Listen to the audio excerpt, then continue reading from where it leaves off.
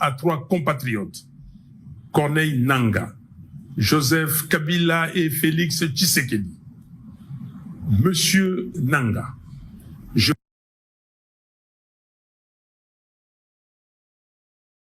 vous en conjure, cessez d'être complices des massacres de nos frères et sœurs.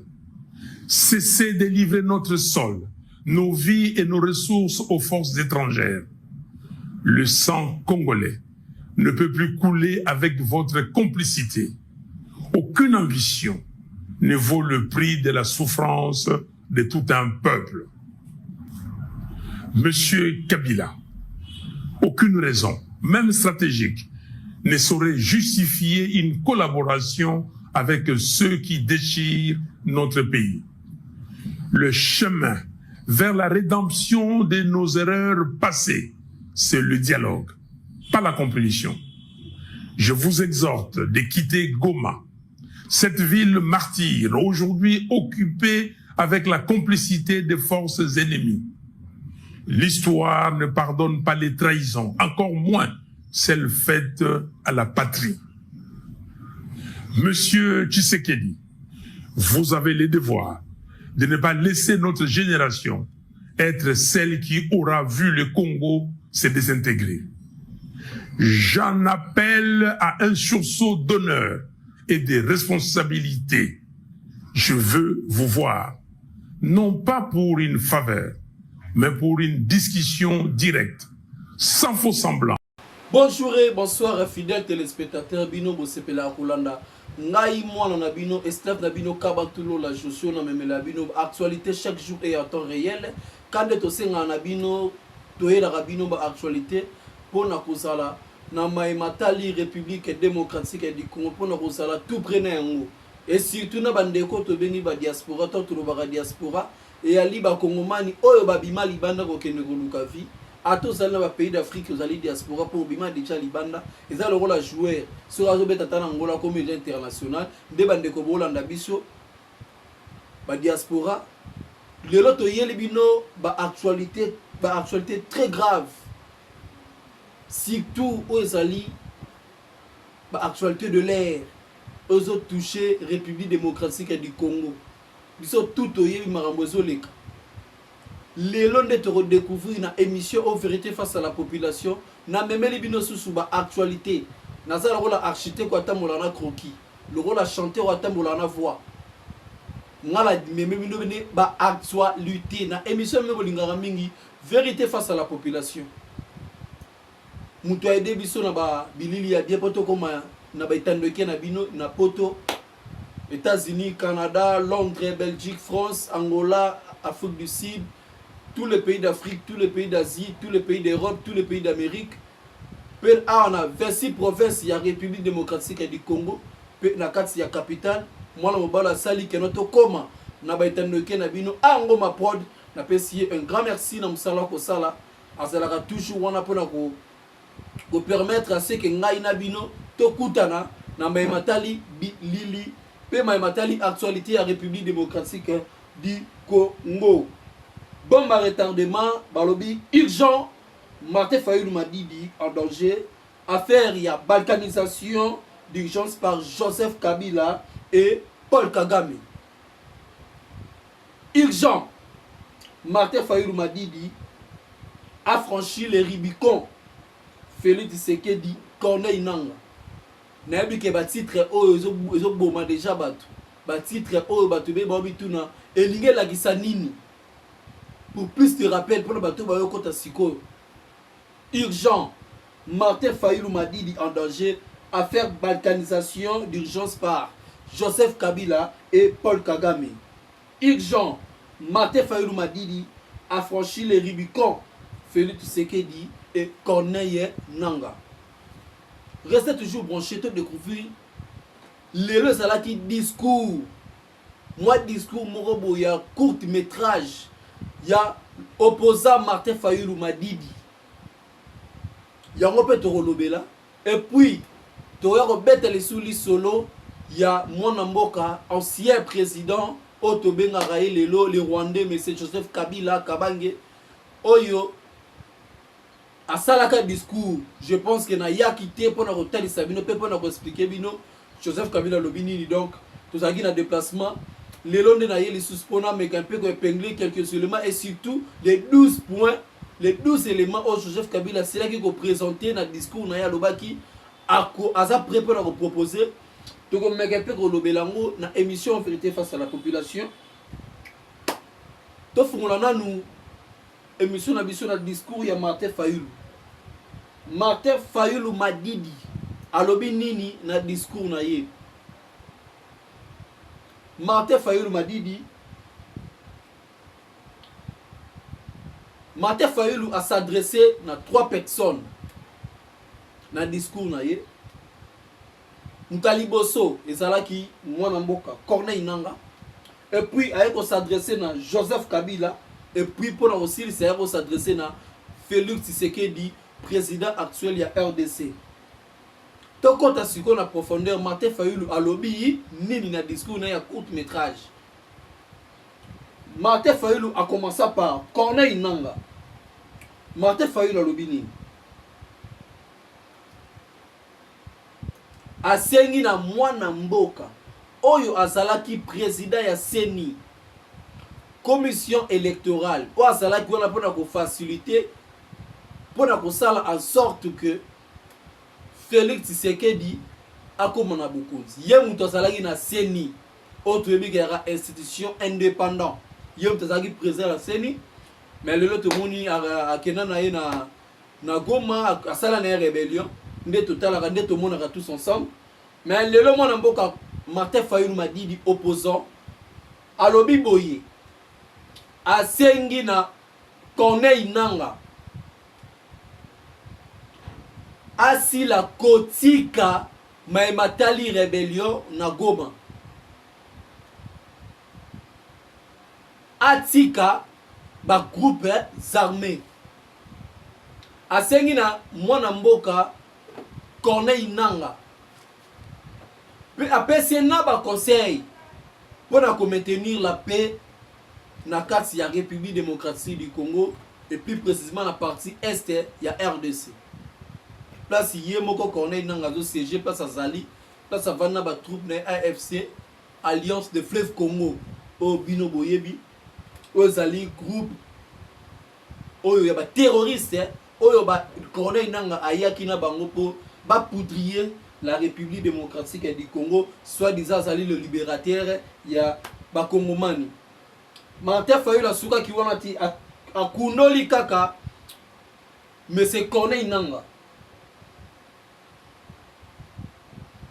mwana mboka Nangaa otangisi makila ya bakongomani ebele aussi longtemps ozotangisa makila ya bakongomani oko trouver jamais compromis na ozoluka wana oyo Martin Fayulu a s'adresser na Corneille Nangaa quand on soloba na discours na ya s'adresser à 3 personnes Corneille Nangaa, Joseph Kabila et puis le président actuel Félix Tshisekedi Tshilombo. Maintenant ebandeli ya discours abandi na Corneille Nangaa pour na ko expliquer que aussi longtemps ozotangisa makila ya bakongomani na partie est ya RDC oko trouver jamais compromis eloko ozoluka eloko nyonso ekendaka na dialogue asengi na Corneille Nangaa atika ba groupe armés akabwana na AFC mais ngana kokamwa lelo na kokamwa personnellement de voir un Congolais qui ne reboma baninga na ba Kongomani pour gagner nini. Martin Fayulu Madidi abeti c'était likolo ya Corneille Nangaa. Pourquoi? Parce que ayebi ke yene muta facilitaki élection yebta zalaki wana na CENI parce que nde Joseph Kabila lobaka élection ya élection pacifique aboyera makile tanga mais na élection pacifique na lelo guerre na place azo vanda nazo mona lelo moza pacifique te. Martin Fayulu a martelé sur Corneille Nangaa a lâché AFC, Oezali, Alliance de Fleuve Congo, Oezali dirigé par lui-même, mais c'est Corneille Nangaa. Naba Kolis Naï. Et on nous apprend aussi un général Tango Force, si je ne me trompe pas, Toko Lukango, Toko Yela Bino pe na ba actualité, je crois demain Toko Sala Awa pour une émission la Bino vérité face à la population pour le bapé sur Tango Fort. Par rapport à Joseph Kabila, place inde makamose ya Kobeba yango. Qu'est-ce que M. Martin Fayulu a lobby dans Joseph Kabila, ancien président RDC? Aucune raison, stratégie ne peuvent susciter la collaboration avec ceux qui déchirent notre pays, la RDC. Le chemin vers la rédemption de nos erreurs passées, c'est le dialogue. Azo exhorté, Yemura le bien très bien. Martin Fayulu m'a dit, il y a le bien très bien dans le discours. Alobi Azo exhorté le président sortant, président, ancien président RDC, M. Joseph Kabila, président honoraire, au bateau qu'on lève ma immunité dans le Sénat, a exhorté à Tika Maïmatali rébellion. Baya, ceux qui bazo s'adresser, soit ceux qui vont la voie à rébellion, je ne pense pas que Baroya na dialogue. Parce que l'Union se sera, les solo, sangana autour d'une même table, va trouver consensus pour permettre à ce que le développement est ça. À continuer les sous-sous. J'exhorte à M. Joseph Kabila Kabangi de quitter Goma dans l'immédiat, de cesser la complicité des forces ennemies. Asengi na mwana mboka Joseph Kabila, ancien président, tobenge mwana mboka parce qu'il nous a dirigé. A dirigé biso yon tobenge mwana mboka. Mais en réalité, ba identité na de bima, toyebi tous ensemble. Azanani d'origine nani autawa piso tout toyebi. Martin Fayulu a exhorté na Joseph Kabila lobi boye.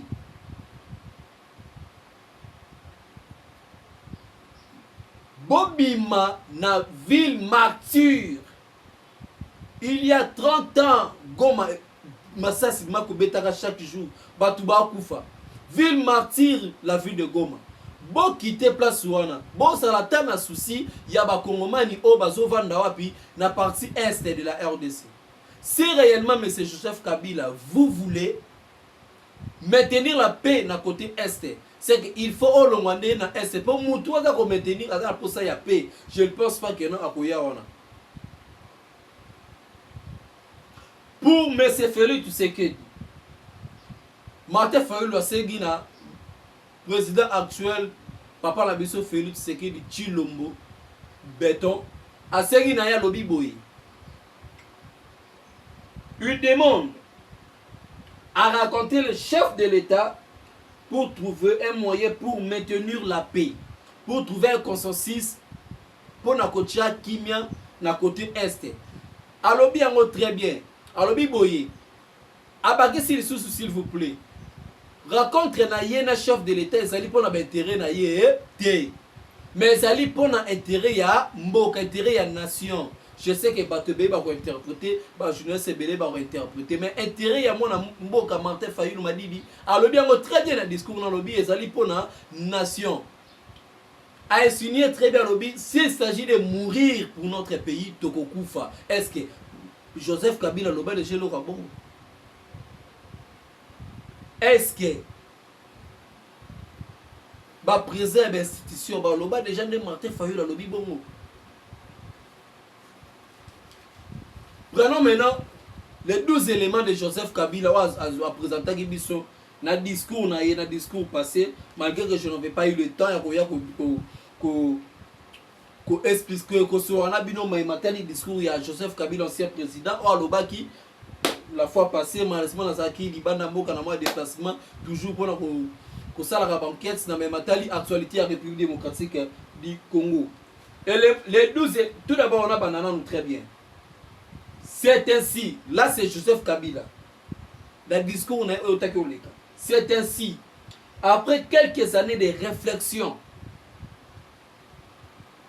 après quelques collaborations avec des acteurs politiques internationaux, j'ai regroupé 12 éléments à savoir ou à proposer au sursaut patriotique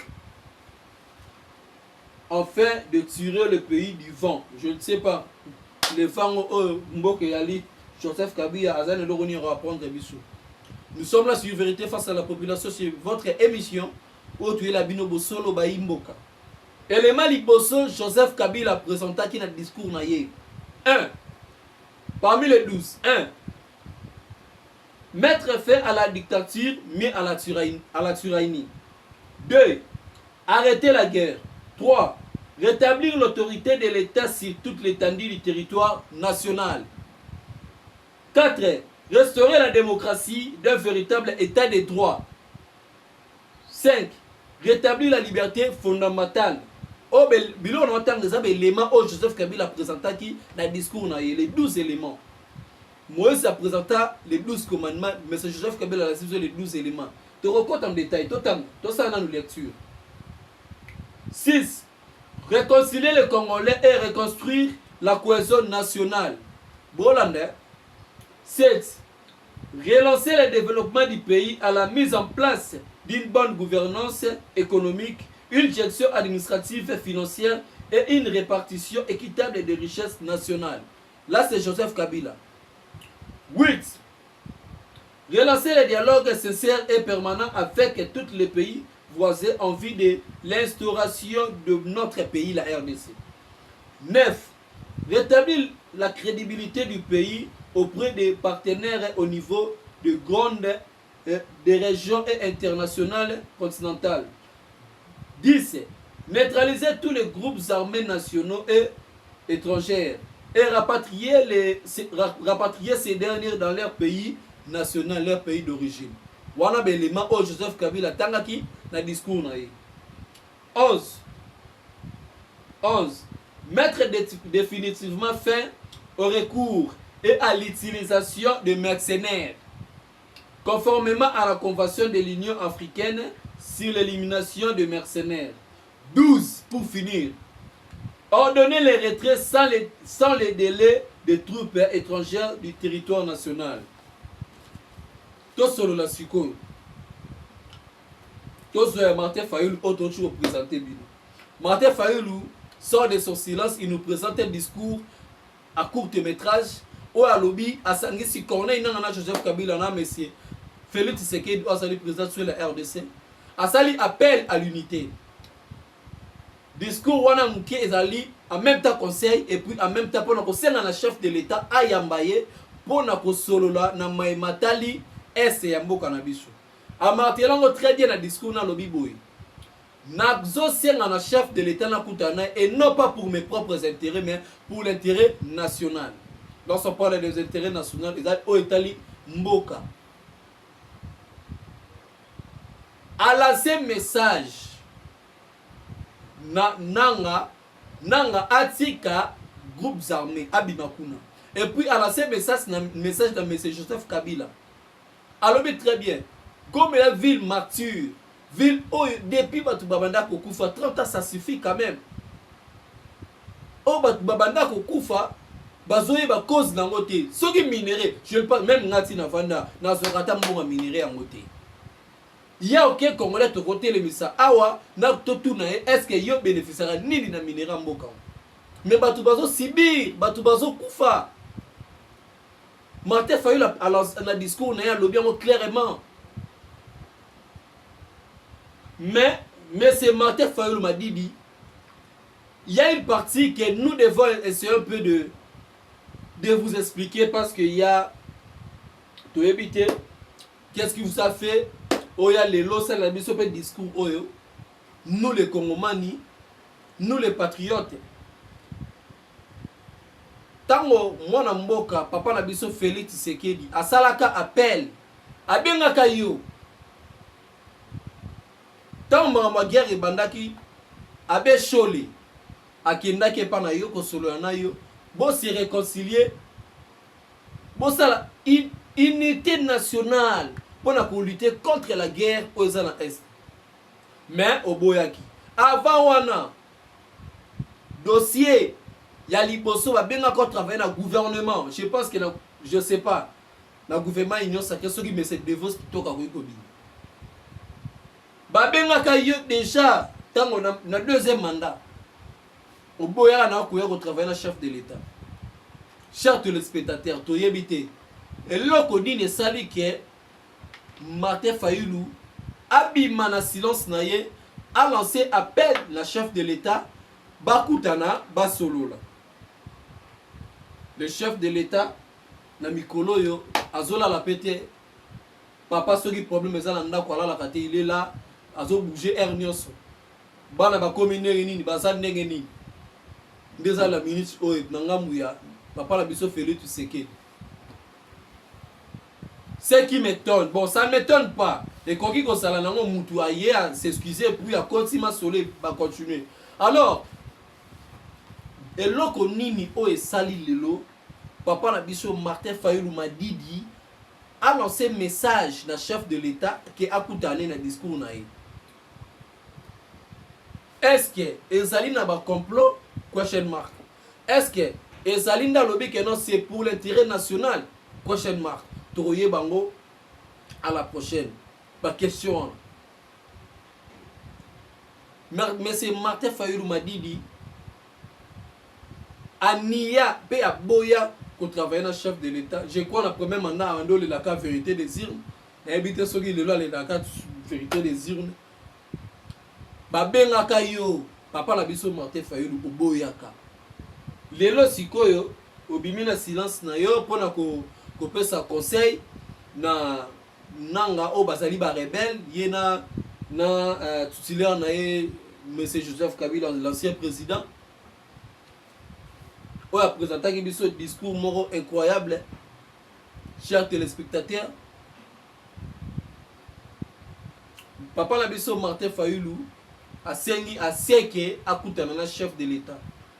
Est-ce que rencontre na bango et koboutir na nini rencontre idée disons idée nanu ya kokutana na chef de l'état eza nini alingi ba solo la nini parce qu'il y a le bika que non ba solo la ça pour l'intérêt na yete pour l'intérêt national toyebi et belé ba ya pour l'intérêt national ba zwa gâteau ba kenda après quelque temps ba ya au régime de justice ba papa la biso Nicolas Kazadi ba lobango ba ya kaka pour l'intérêt national. Alors peut exposer là nous 12 éléments auto tanga ya mwana d'ancien président Joseph Kabila à Lobaki. Papa la biso Joseph Kabila à Lobaki à Lobi a proposé qui ba 12 éléments de mettre fin à la dictature. Mais dans le régime il y a Joseph Kabila. Est-ce que dictature ça l'a quitté? Dans le régime de Joseph Kabila biso auto oh ba il cap biso terme moko petit peuple. Et ça l'a qui kaka OK les cas tu me connais. Oksala tu me connais. Olo baka kuma be Joseph Kabila na mutu ka bakangi yo. Mais dictature mobimbo sala biso yangwana. Mais lelo siko sala au moins c'est biso nini papa Joseph Kabila na bengo papa poza mukolo. Na rôle papa Joseph Kabila na citoyen au sang elote. Joseph Kabila kabangi olanda ngai. Oza mettre fin à dictature na yebite. Dictature nin oyo zolobela. Ozo ngabo bocha fin na démocratie to na dictature. Bozo ngabo coincé démocratie to bolinga bozo ngande dictature, bozo ngabo cha dictature bo coincé démocratie to ni. Si réellement vous aimez ce pays, si réellement vous aimez la RDC, M. Joseph Kabila, je ne pense pas na 12 éléments oyo na 6000 à papier oyo. On n'a pas présenté biso. Parce que vous avez fait 18 ans à pouvoir. Vous avez 18 ans. Biloko nyonso oyo eza ana mona na ngote. Mettre fin à la dictature, mais à la tyrannie. Tant au salaka dictature ya makasi na bitumba, ezalaka nango. Muta memela biso ba kulu na lelo insécurité na ville pour Kinshasa, c'est vous monsieur Joseph Kabila. Ou même oza nani ba mettre na pesa ba machette distribuer ba machette parti par là pour balanda ba militaire UDPS. À l'époque oh ba UDPS sala qui na opposition. Tout yebit. Wana gi dictature te, wana gi démocratie. Wana gi démocratie te. est-ce que tout ça l'analyse est-ce que il est pas de pouvoir est-ce que si les militaires les chefs balanda les militaires il y avait pas perdu je ne pense pas à ça les montées mais yotan ozalaka en place na pouvoir monsieur Joseph Kabila ozoba machette bo pesa Shadari papa Shadari oyebi o distribuer na ba jeune batu basali ke kuluna eya à l'époque tu ebaka angwalima otike lamba libanda ba yibi mais lelo kuluna e mata dose si lelo e romo azanga na remède o pesa ngo po match sil muta memela biso ngo za dictature te tango zo coincé o bandaka coincé bo pour ça dictature te. Deux, arrêtez la guerre. Ah, na mekana ko surana mukia. Joseph Kabila lobby a proposé à quoi arrêter guerre. Ah, au sali 18 ans. Batebe balbote, guerre ici là en 2013. Non, il faut tout surana très bien. Guerre ici là raté, c'est le fait salamarati. À salaka boyi. Là tout le monde va chinois va passer par là, bendier va passer par là. C'est monsieur Joseph Kabila.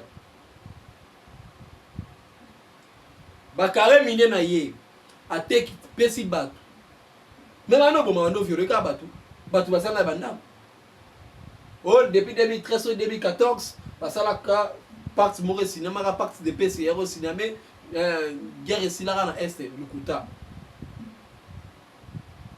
Nous avons des frères, des amis au bazar à côté est na Goma. Ben c'est clair et guerre ezala nango. Ezala nango. Si quoi na deuxième élément Joseph Kabila donc na deuxième commandement Moïse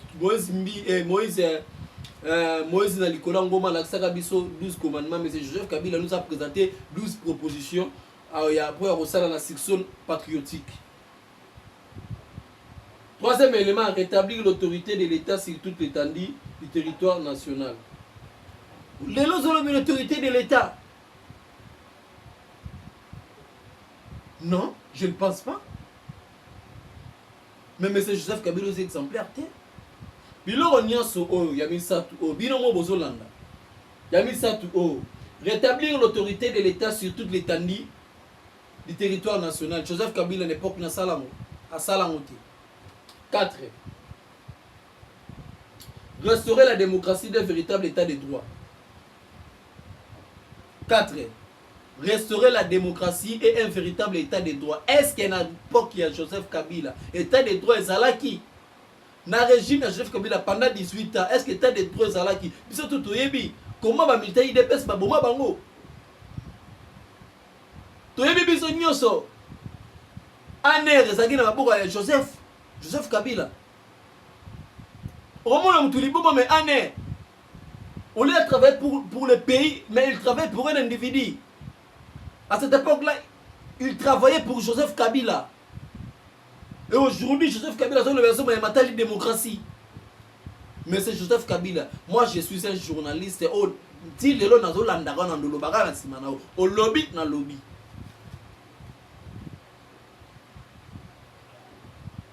Restaurer la démocratie d'un véritable état de droit. Ah! Démocratie ni solo bela batu Joseph Kabila. Les lois mettent sur la démocratie là na RDC. Au début de pendant 18 ans tout le monde la démocratie. Batu ba kufa. Chers téléspectateurs, na robeta tour na UDPS na rozaba photo ya bato baboma et ba militaire baboma. Na robeta tour na ba MLC na so ba photo ya bato baboma. Na robeta tour na ba parti aux alliés d'opposition na régime Joseph Kabila. Bon mon na bato ba kufa. Bon mon na niveau ba massacre au Joseph Kabila sala. Et aujourd'hui il nous présente un discours, je ne sais pas moi, Joseph Kabila, au docteur en sciences politiques, vous êtes bourrique en sciences politiques. Vous êtes bourrique en sciences politiques. Vous êtes bourrique politique. Vous êtes bourrique dans la matière politique. Vous avez la démocratie dans beaucoup. Jamais. Oh. Cinquième élément. Rétablir la liberté fondamentale. Joseph Kabila ne peut jamais nous parler de la liberté. Au lobby, d'abord, pour moi j'avais un frère qui est né dans l'église de Mamolangi. Azobal, tu aussi veillé Azobal. Nous tout quand même tu as bal les oyer à Koufa Pemé Nangai. À cette époque, on a 2011, je crois. 2011. Na kota kana na makambo ya médiateur. Ma collègue nanga zo masasi. Frère nanga zo masasi. Ami nanga zo masasi. Bal nanzoto.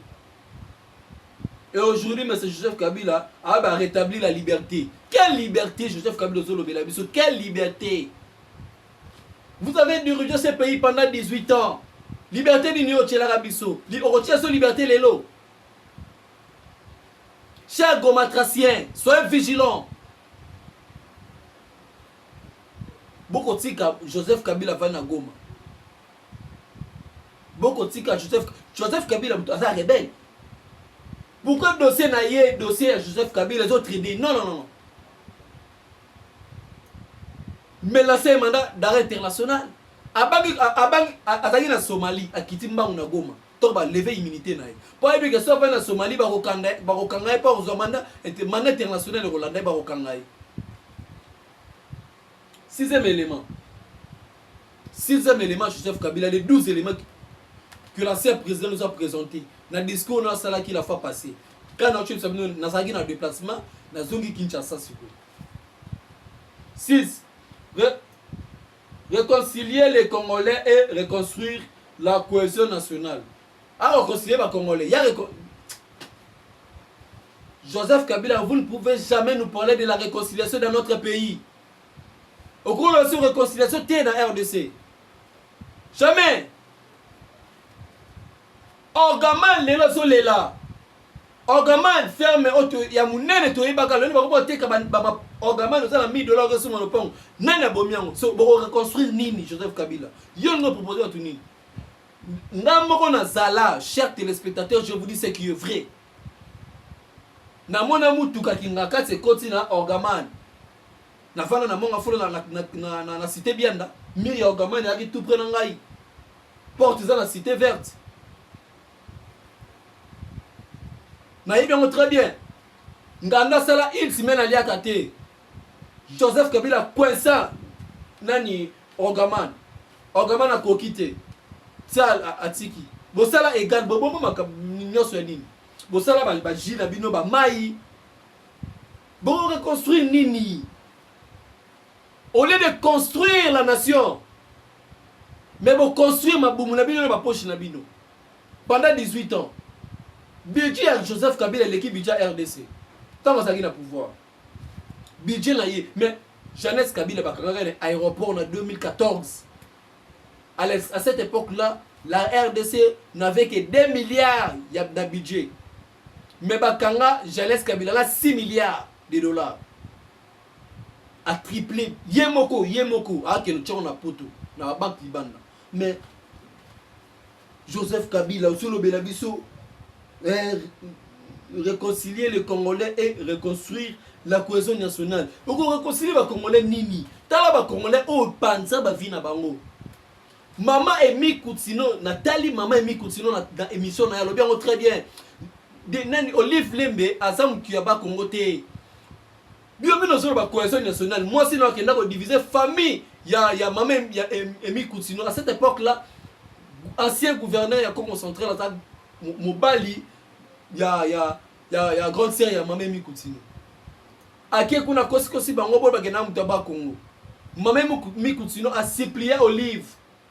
Alors Olive Lembe, tala frère Dieu mutaba Congo tala papa Koutino, bon frère na zo kufa na prison. Olive Lembe benga na maman Emi Koutino. Bito tout est bien go. Maman Emi Koutino lequel l'émission le très bien. Elle n'est pas congolaise, c'est une rwandaise. Clique ya ba rwandais ba s'accaparer na mboka na biso. Et jusqu'à quand mini ba congolais ba font la mise. Et voilà, Topé Sintame, merci Martin Fayou m'a dit comment on a la raison. Je demande, je lance cet appel. Nabato baza proche chef de l'État. Bossala est fort, beaucoup dans ça. Martin Fayou m'a dit ba solo là. Et eux ça appelle unité nationale. Tozolo ba marambo tali mboka et non individu. S'il s'agit d'individualité, je ne pense pas, moi je peux parler de la RDC. Un simple journaliste et analyste, c'est tout. je fais mes analyses par rapport à ce qui se passe dans mon pays. Je suis natif congolais. Mon père fut militaire à l'époque de Mobutu. 7. Relancer le développement du pays à la mise en place d'une bonne gouvernance économique, une gestion administrative et financière et une répartition équitable des richesses nationales. Nini Joseph Kabila. Na 8e élément, Joseph Kabila a lobby. Relancer le dialogue et, relancer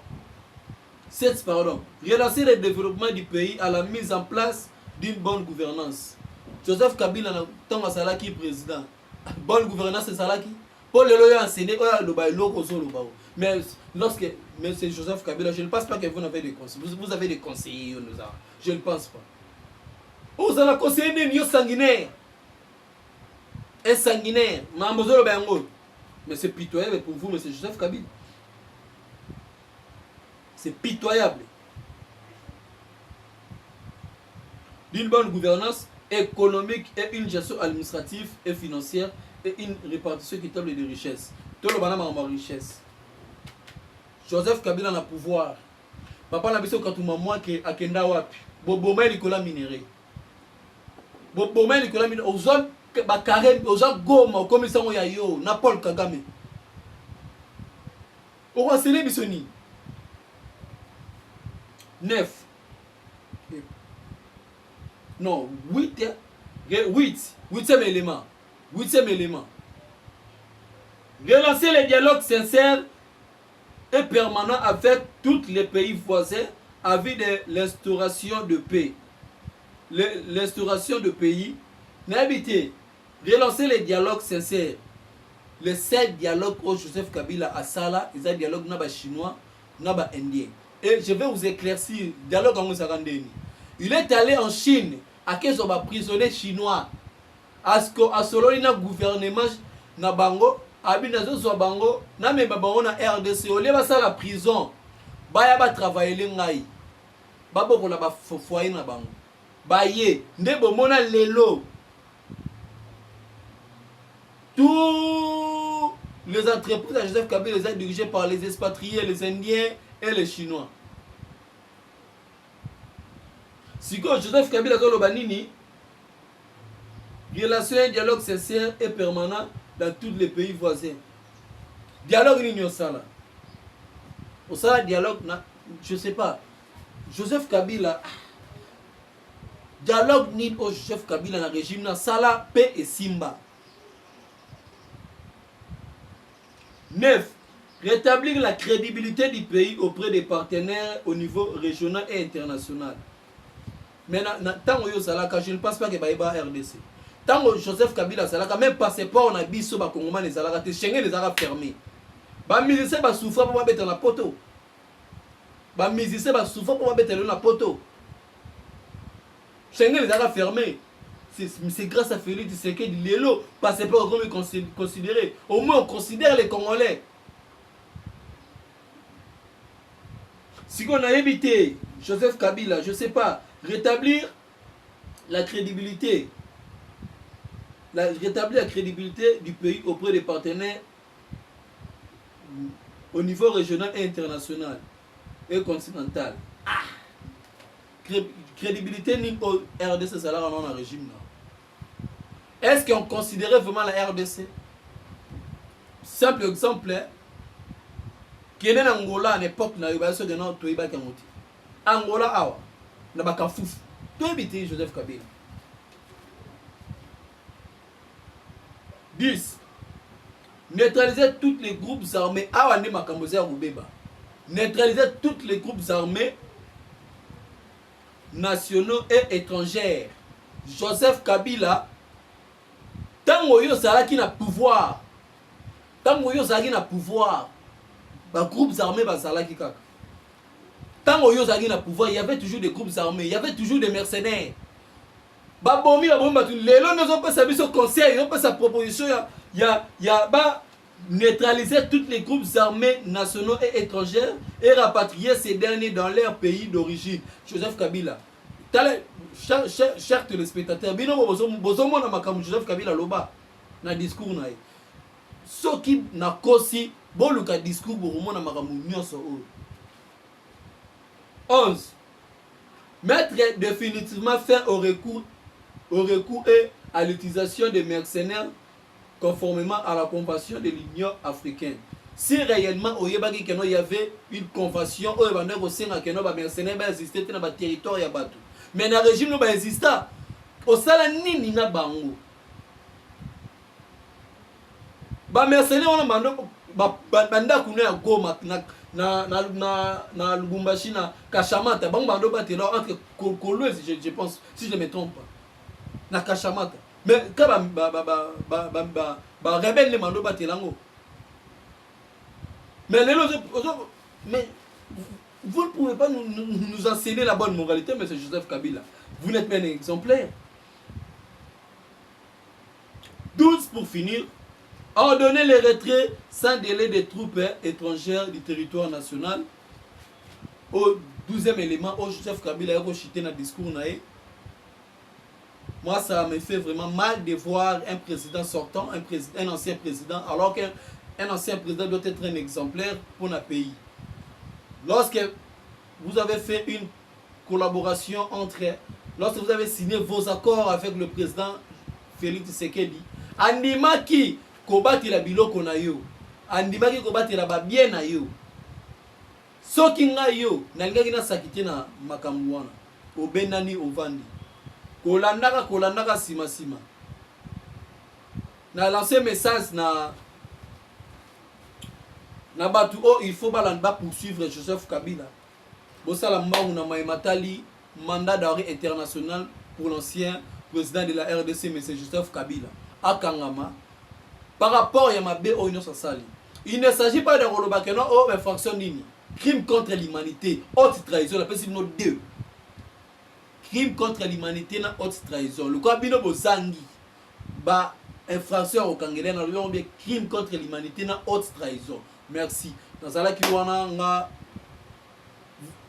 serviteur na bino kabantulo la Josué dans la wana pona même no actualité. Je suis à la fin de mon émission Vérité face à la population ezali émission memara bosolo liboso ya baimboka bino bozaki ebele pona rolanda ngai na sepeli ya trop ba oyo bazali la liloba roloba bokoma na ba commentaire bokoma na ba commentaire numéro na biso ezali plus 243 83 3500 529 na bandeli plus 243 83 3500 529 ba diaspora bobenga soki bo ali pe na ba actualité bobengi bokomeli biso esa biso bien ba soutien pe yo sala très bien et to sepela nango et je dis un grand merci na Ango ma prod wa salike na koma na betando eke na bino ngana bino to kutani lobi na analyse mususu na émission mususu kaka na émission wolingaka mingi vérité face à la population car na ba chaîne oh je dis et je vous remercie.